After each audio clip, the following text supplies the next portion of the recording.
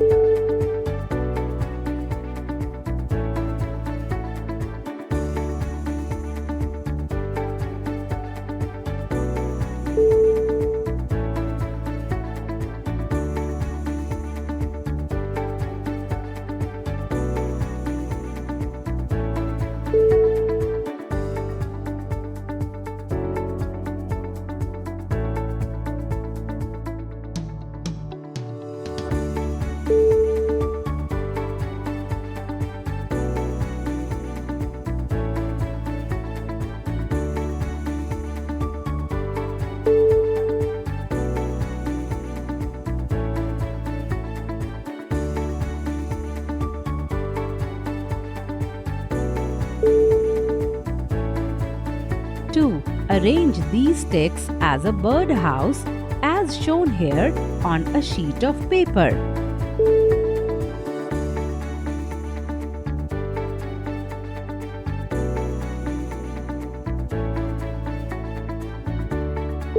Three.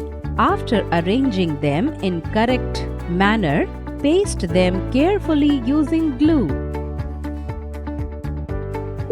4. Paste a bindi on a central ice cream stick to beautify it.